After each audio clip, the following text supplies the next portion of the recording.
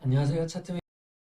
제가 업로드를 어제 했나요? 그저께 했나요? 아침에 이제 한 것 같은데, 그때 이후로 한 번 더 비트코인 분석을 좀 해보려고 합니다. 아무래도 다른 알트보다는 비트코인을 가장 조금 유심 있게 쳐다보지 않을까 생각을 좀 해요. 주말에 이제 비트코인만 독자적으로 움직일 수 있을 때 폭락이 좀 나왔고, 처음에는 이제 이 삼값, 오파동 값이 될 수 있는 삼값과 이 0.618이랑 삼값이죠. 그 다음에 이제 또 오파동 값으로 잡을 수 있는 게 이 구역, 두 가지 구역이 있다라고 말씀을 좀 드렸습니다. 그래서 단톡방에는 제가 얘기를 드렸던 게 이제 여기서 반등이 나왔지만 실질적으로 좀 이게 약 오파동 값 마무리일 때 여기로 오면은 정말 약하게 좀 오파동이 나온 거고 강하게 오파동 값이 나오면 이 구역까지 내려갈 수 있다. 이렇게 좀 말씀을 드렸는데 결국에 이 구역에 왔고 실질적으로 가장 터치를 했으면 하는 부분인 33,700 부분 여기를 아직 터치를 안 했다라는 게 조금 걸립니다. 차라리 여기를 터치를 하고 차라리 조금 더 오버로 내려간 게 훨씬 더 나아 보이지 지금 여기 좀 일찍 반등한 것 자체는 저는 한 번 더 하락이 있을 가능성이 좀 있다고 보여요. 예전 같은 경우에는 어디에 좀 있을까요? 그런 게 이게 찾아보면 사실 좀 많이 나오긴 나오는데 여기도 어떻게 보면은 이렇게 잡았었을 때 일값을 도달하지 않고 반등이 좀 나왔죠. 그래서 한 번 더 이제 치러 온다라고 생각을 했었던 부분이 저는 이 캔들 살짝 옆구리를 깨는데 여기까지 좀 닿지 않을까라고 했었는데 결국에 좀 일찍 반등이 왔었고 결국에는 여기가 이제 심각하게 좀 뚫리는 상황이 좀 오는 그런 결과를 초래하지 않았나 그렇게 생각을 합니다. 여기도 어떻게 보면은 이건 조금만 늘려볼게요. 이렇게 봤었을 때 여기에 일값이 좀 있단 말이에요. 물론 이거는 단파동이긴 하지만 전 여기가 이제 하락하다 나온 반등에 대한 고점이 여기잖아요. 그래서 그 부분을 이제 2, 3, 4로 잡았었을 때 0.618 아니면 1값 이 부분 중에서 이제 반등이 좀 나오게 됩니다. 근데 이 1값을 좀 찍어줬으면 좀 좋았을. 그러니까 이제 이런 지금도 삼각수렴인데 물론 여기서 매수를 받으려는 사람들이 되게 많았을 거예요. 이 구역도 같이 존재를 하기 때문에 여기서도 그때 1값을 찍고 반등을 했었던 거에 1.618자리가 또 이 자리랑 겹치긴 하거든요. 그래서 저는 강력한 매수 구역이 사실 이 구역이라고 좀 생각을 합니다. 물론 여기에 매물대 뭐 이렇게 변동폭이 조금 있긴 했지만 저는 좀 중요하다고 봐요. 여기가 깨지면 저는 이제 이런 중간에서 반등 나온다고 하더라도 그냥 이제 저항 맞고 떨어지지 않을까라고 생각을 좀 하고 결국에 이 구역이 그 다음 매수 자리라고 좀 생각을 합니다. 여기도 이제 제가 나중에 좀 더 타이트하게 잡으면 될 것 같은데 지금 이것보다 좀 영역이 작아지겠죠. 그래서 저는 지금 이 삼각수렴 전체를 위로 뚫을지 아래로 뚫을지는 뭐 잘 모르겠지만 위를 뚫는다고 하더라도 다시 한번 올라갔다 내려오지 않을까 이렇게 좀 보고는 있어요. 이런 매수를 많이 받았던 이 구역에 대해서 그 꼬리를 좀 채운다. 근데 이 꼬리를 채운다를 15분봉으로 봤을 때는 좀 종가 기준 여기서 사실 매수 자리가 되거든요. 알트들을 만약에 여기서 못 받았다라고 하면은 저 같은 경우죠. 저 같은 경우에 특정 두 개의 종목을 좀 지켜보고 있었는데 한 종목은 오고 한 종목은 약간 0.115원 차이로 걸어놓은 게 매수를 안 받아져가지고 그런 걸 놓쳤는데 이게 만약 여기까지 왔으면 사실 다 매수가 됐거든요. 그런 걸 만약 놓쳤다, 만약 저점인지 모르고 뭐 못 샀다라고 하면 반등하는 걸 보고 이제 매수를 받는 좀 안전하게 매수를 받는 거죠. 그런 자리들은 사실 이 자리입니다. 이렇게 종가 자리를 지지를 리테스트를 하러 올 때 사실 여기서 매수를 받아야 돼요. 그래서 실질적으로 알트들을 매수를 받으려면 새벽 한 3, 4시까지 보고 계신 분들이 이때 사실 시장가를 긁어도 됐다라고 좀 보시면 됩니다. 거기서 아마 반등을 한 5%에서 10% 정도는 먹을 수 있지 않았을까 좀 생각을 하고 여기서 받았던 사람들은 뭐 종목에 따라 다르겠지만 30%까지도 반등을 먹을 수 있었던 자리였다고 볼 수가 있겠네요. 근데 만약에 이게 여기 구역이 그래도 단기적으로 나올 수 있는 바닥이 끝이라고 한다면 여기서는 사실 매수를 좀 받아줘야 됩니다. 만약 이게 뚫린다라고 하면은 여기서는 좀 매수를 받고 여기서 만약에 더 뚫렸어. 이 자리에서 더 뚫렸는데 바로 이렇게 쭉 말아 올리는 건 괜찮아요. 근데 만약에 뚫고 이런 데서 지지부진 이렇게 하고 있으면 바로 판매를 하시고 차라리 현금을 갖고 있는 게 좋습니다. 어떻게 말하면 이런 식으로 약간 지지부진하면서 더 못 올라가고 있는 상황, 뭐 이런 거 약간 막 반등이 막 시원찮은데 이렇게 되면은 바로 이제 보통 본절티가 되거든요. 이런 자리는. 본절티를 하거나 아니면 뭐 알트를 기준으로 뭐 한 2, 3% 손절이라고 하면 그냥 손절을 하시는 게 좀 좋아 보여요. 그래서 이제 매수 자리가 사실 이 구역이 아니라 이 삼각수렴의 하단보다는 아직까지 매수를 못 받으셨다면 여기를 기다리시거나 아니면 이걸 뚫고 올라가서 여러 데를 다시 지지받는 그림이 나올 때 사실 매수를 받는 게 좋습니다. 우선 15분봉에서 거의 하단이 왔기 때문에 좀 반등이 나올 수 있는 구역인 거고 어떻게 보면 이런 거죠. 또 이런 자리에서 지금 반등이 나오려고 하는데 1시간 봉을 좀 볼까요? 1시간 봉은 이게 좀 상단에 좀 있고 이거는 좀 중간 정도 있기 때문에 이게 좀 내려가서 바닥을 치면은 사실 또 매수 자리가 될 수 있을 거고 4시간 봉은 어차피 다 하단입니다. 조금 지켜보시면 될 것 같아요, 우선은. 만약 올라간다라고 하면 저는 가장 높이 올라갈 수 있었다라고 생각했던 부분이 사실 35,800이었어요. 여기서 매수 받으면 35,800이 오면은 다 털면 된다. 단타로 저는 이제 알트들을 생각을 했었기 때문에 결국에 사실 여기를 다 도달을 했고 만약에 이제 여기를 지켜주는 그림이 나온다라고 하면은 이제 여기가 확실하게 저점이다라고 계산을 했을 때는 정말 이제 하락으로 더 갈 때는 0.618에서 보통 저항 맞고 떨어지거든요. 근데 이게 조금 올라간다라고 하면 그래도 36,400? 결국에 이 구역까지는 좀 올라갈 수 있을 거고 어떻게 보면 최대 비트 기준으로 최대 익절을 하고 싶어 하는 자리는 이런 자리가 될 수 있겠지만 여기서 사실 매도를 좀 하는 게 좋아 보이기는 합니다. 37,800 이 구역은 분기로 바로 올라갈 수 있을까요?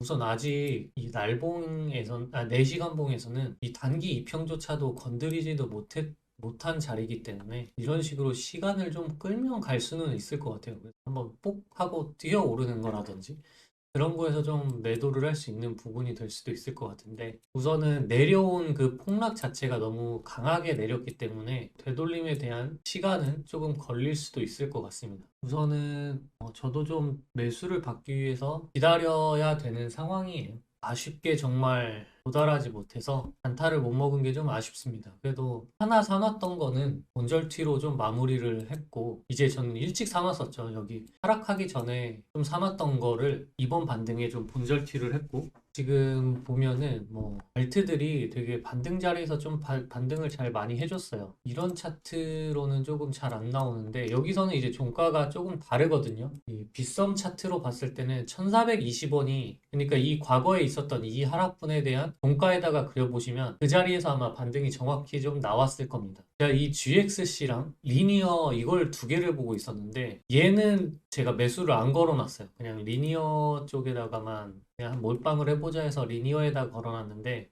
이거는 우선 정확히 왔고 1420원 대인가 거기 정확히 왔고 리니어 같은 경우에는 이게 도달을 좀 안 했습니다. 그러니까 여기까지는 좀 올 거라고 좀 생각을 했는데 여기가 어디였냐면 주봉으로 했었을 때 종가 자리예요. 여기서부터 사실 매수 자리가 될 수 있을 거라고 트뷰에서는 좀 분석을 했지만 빗썸 차트로 봤을 때 주봉을 좀 보시면 아마 제 이야기를 듣고 좀 보시면 되겠지만 거기서는 25.99원이 나와요. 여기다가도 작도를 했지만 이제 매수 받을 때는 우선 바로 이제 차트에 보이는 걸 기준으로 이제 매수 매도를 좀 하는 경향이 좀 있는데 거기서는 25.99원이 주봉 종가 자리였습니다. 제가 이 가격에 했으면 이거도 매수를 받을 수 있었을 테지만 25.99원에 해놨던 그 부분이랑 그거를 조금 이제 못 도달할 것 같아서 26.2원에서부터 50%를 걸고 25.99 대신에 26원에 이제 50%를 좀 걸었는데 거기서 반등했던 가격이 26.31이었어요. 26.31에서 반등이 나와서 리니어는 아쉽게 도달하지 못했다. 근데 이거를 저는 해외 차트도 좀 같이 봤거든요.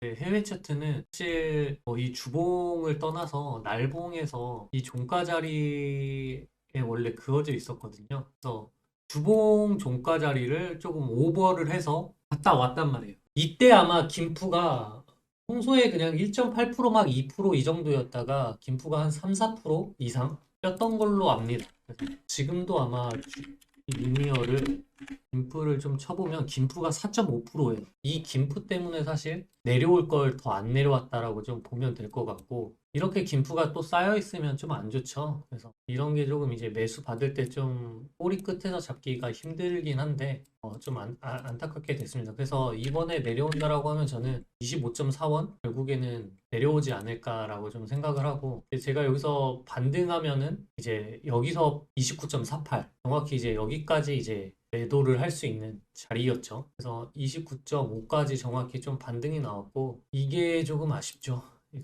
이거는 이제 10%밖에 안 올랐지만 GX는 한 30% 정도 올랐더라고요. 리니어는 아마 빅 어나운스가 있다고 하니까 좀 그거에 좀 꽂혀서 여기에 그냥 몰빵을 좀 해봤는데 좀 잘못된 것 같습니다. 그냥 50대 50 이렇게 반반씩 나눠놨으면 훨씬 나았을 텐데, 이제는 조금 어디서 매수를 받아야 될지가 좀 어려워요. 이게 두 번째 오면 또 깨질 수가 있는 그런 자리라서 이때는 이제 손절을 좀 감수를 하고 들어가야 되지 않나 그런 생각을 좀 합니다. 이것뿐만 아니라 많이 이제 대부분 왔어요. 뭐 싸이월드 같은 경우에는 며칠 전에 처음에 여기 핵심 지저 영역에 상단에서 반등이 와서 여기까지 좀 반등이 와. 이번 하락이 좀 셌으니까 이 하단까지 좀 내려왔다가 반등이 좀 나왔고, 모든 코인들이 대부분 반등 자리에서 반등을 해줬습니다. 추가적으로 오늘은 비트코인 캐시까지 분석을 좀 해보려고 해요. 아마 지금 제가 비트코인 캐시 분석하는 것은 이미 과거에 좀 분석을 해놔가지고 각도가 다 되어 있는데, 이 코인에 대해서는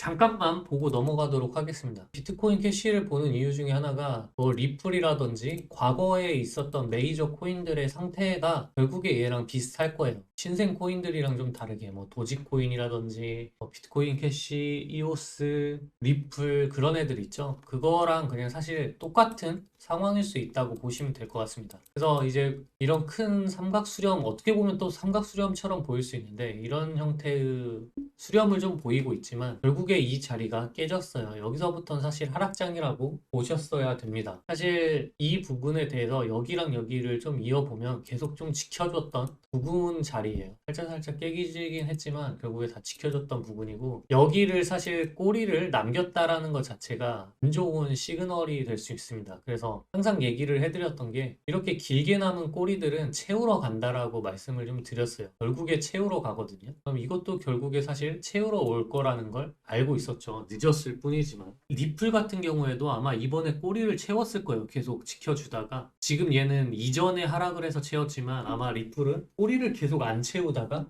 이번 하락에 채운 걸로 좀 알아요. 이것도 사실 가장 중요한 부분이 어디냐라고 말씀을 드리면 사실 이 구역이에요. 이 구역이 사실 깨지면 하락장, 뭐 여걸 하락장으로 안 본다고 하더라도 두 번째로 이제 나는 한 번 더 지켜보겠다. 반등이 나올 수 있으니까라고 좀 생각을 했었어요. 마지막 하락장일 수 있는 구역이 사실 여 구역일 수 있습니다. 계속 지켜줬던 부분을 뚫고 내려가면 리테일을 할 때 사실 여기서 손절을 해줘야 되는 부분이에요. 여기를 손절을 못했던 사람들은 사실 여기서 여기까지가 마이너스 20% 이상 내려갔을 거예요. 그래서 여기를 좀 보면은 이렇게 거의 마이너스 2, 30% 정도 내려갔지만 뭐 이제 채널 거의 미드선에서 좀 반등이 나왔다라고 좀 볼 수 있지만 저는 더 내려갈 거로 보입니다.